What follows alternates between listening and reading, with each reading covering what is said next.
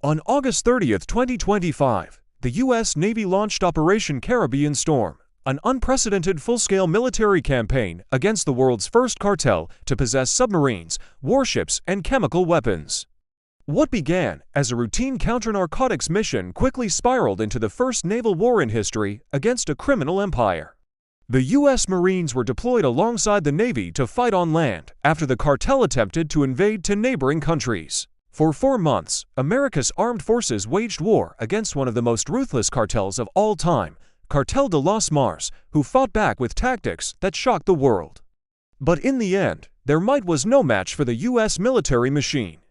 In this video, we will explore how it all went down. Before we jump into the video, don't forget to like and subscribe to our channel. It really helps us out and means we can make more videos like this one. The year is 2025, and the world is a very different place than it is today. One of the biggest changes is the emergence of a new world power, the cartel navy. For decades, they have been waging war on the governments of Colombia, Venezuela, and Ecuador. And now they've taken things to the next level by building their own navy, complete with submarines and warships. Their goal: to control the drug trade in the Western Hemisphere and become the most powerful force in the region. The U.S. government has been watching the cartel navy's rise with growing concern.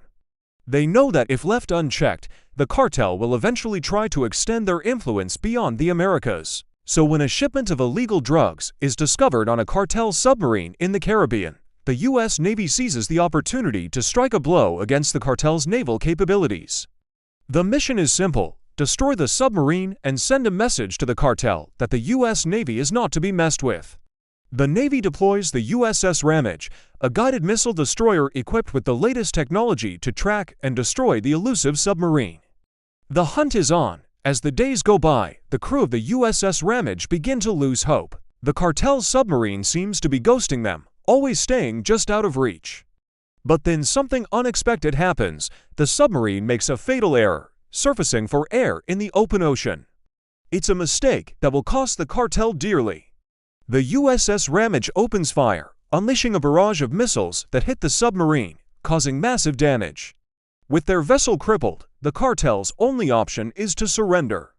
The crew of the USS Ramage has won a decisive victory against the cartel navy, sending a clear message that American naval power is not to be challenged. But little did they know that this victory would only be the beginning. The takedown of the submarine sends shockwaves through the cartel navy, but it also sparks outrage among the cartel's allies and sympathizers in Colombia, Venezuela, and Ecuador. They see the takedown as a violation of their sovereignty and vow revenge on the United States.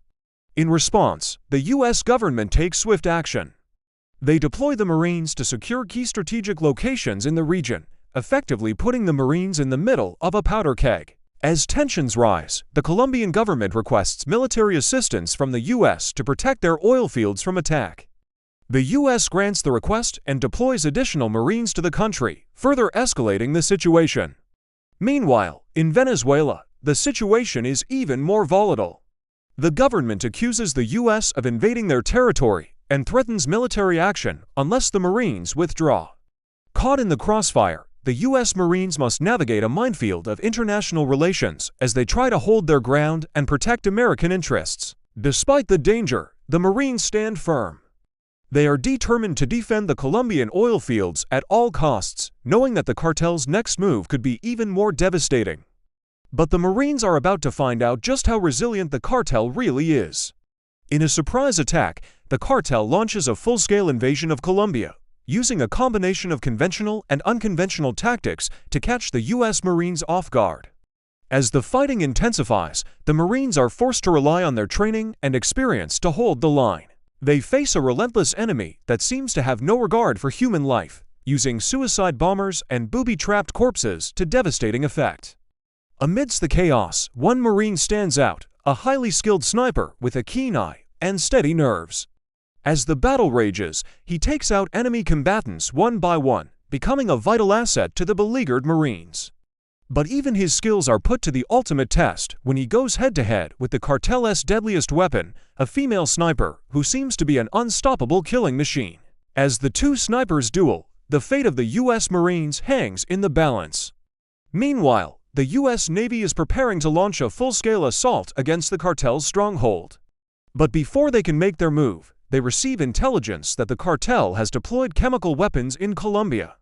Faced with this new threat, the Navy must adapt quickly and find a way to neutralize the cartel's chemical weapons without causing further damage to the environment or civilian infrastructure. It's a race against time as they work to develop a solution, knowing that every second counts in the battle to protect American interests.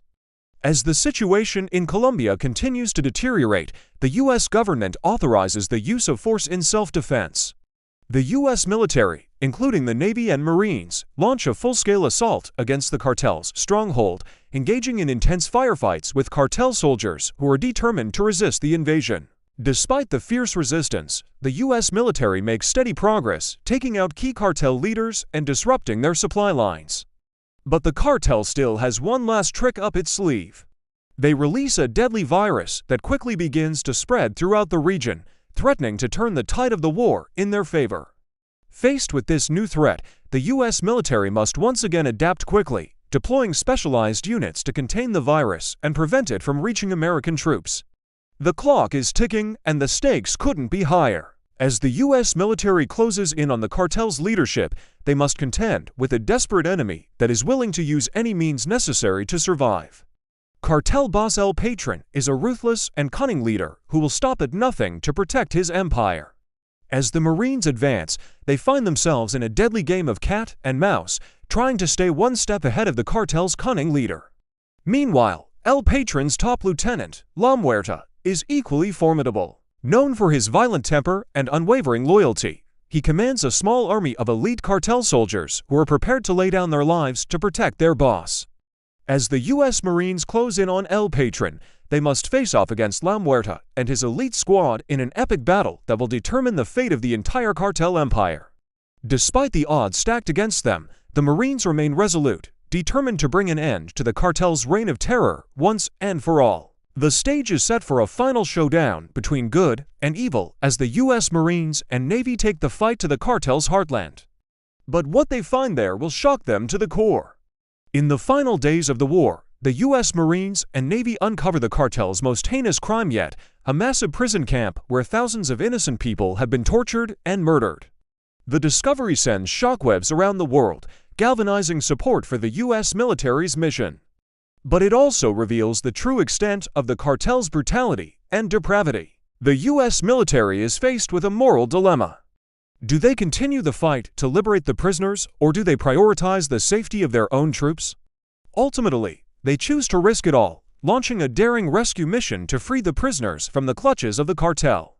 Meanwhile, the U.S. Navy is engaged in a fierce battle with the cartel's navy, destroying ships and submarines in a desperate attempt to protect their own vessels from the cartel's attacks.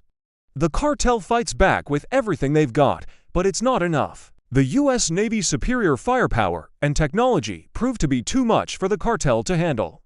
One by one, the cartel ships are destroyed, leaving them with no navy to speak of. The U.S. Marines and Navy have finally cornered El Patron in his heavily fortified compound. But as they close in on the cartel boss, they discover a horrifying secret. He's surrounded by hundreds of hostages, including high-ranking government officials and foreign dignitaries. El Patron threatens to kill them all unless the Marines back off. Faced with this impossible choice, the Marines must decide whether to end the war by taking out El Patron or to try to rescue the hostages. The clock is ticking and the stakes couldn't be higher as the U.S. Marines and Navy wage war against Cartel de los Marz. They uncover a shocking conspiracy that reaches the highest levels of government. As they fight to take down the cartel, they find themselves targeted by a mole within their own ranks, someone who is working to sabotage their mission and protect the cartel at all costs. As the body count rises and the stakes get higher, the Marines and Navy must race against time to identify the mole, stop their sabotage attempts, and ultimately bring the cartel down before it's too late.